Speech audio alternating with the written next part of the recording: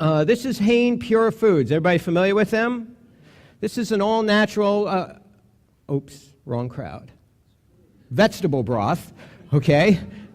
And they have both, vegetable and chicken.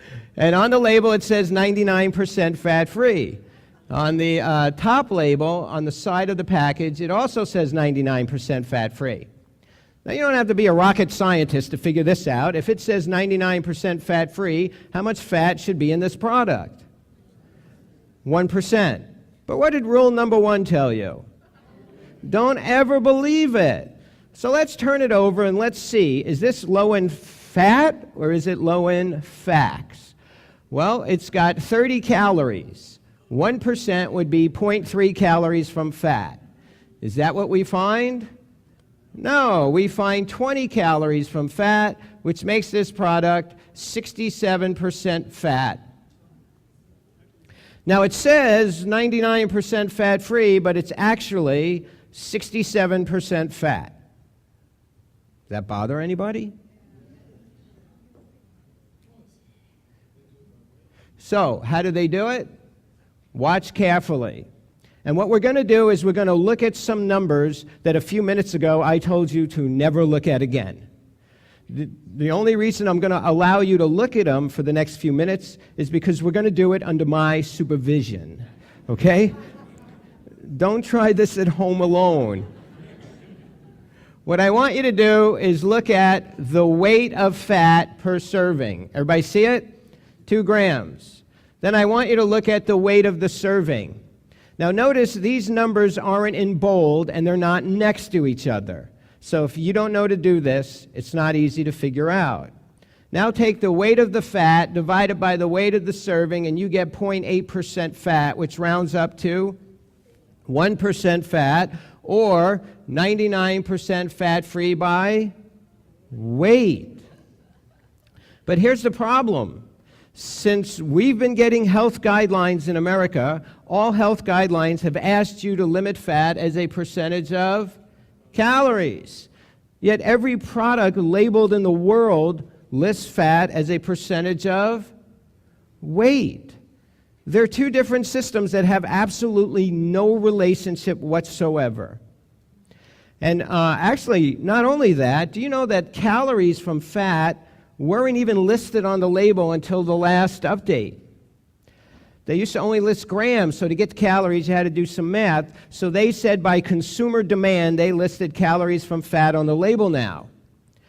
But I don't know what consumers they were listening to, because that's not what I requested when I wrote them, because I don't want to know calories from fat. Do you know what I want to know?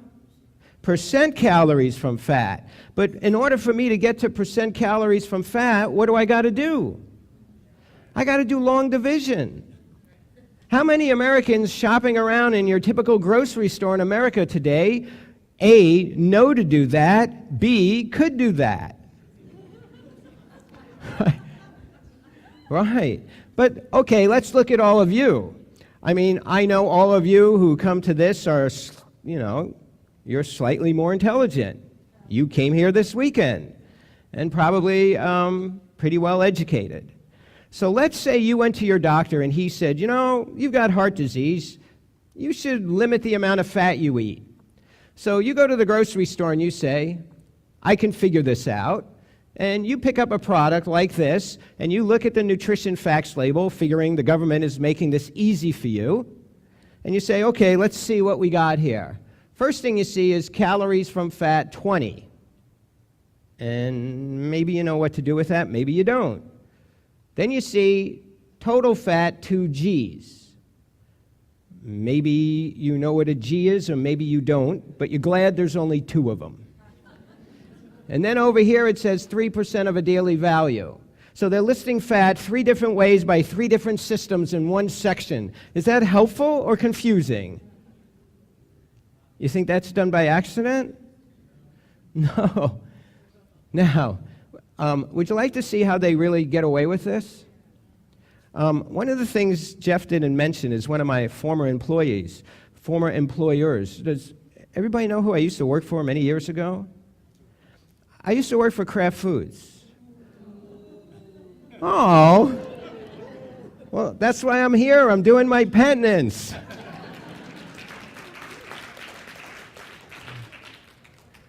So yeah, I worked for Kraft Food for about 10 years during the 80s in management. And I was there during all those low-fat days. And I will show you exactly what they do, but on one condition. See, when I left Kraft in 1992, I had to sign papers. And the papers said that what I'm about to show you, I can never show anybody. But I will show you on one condition. And you know what that is? Tell everybody.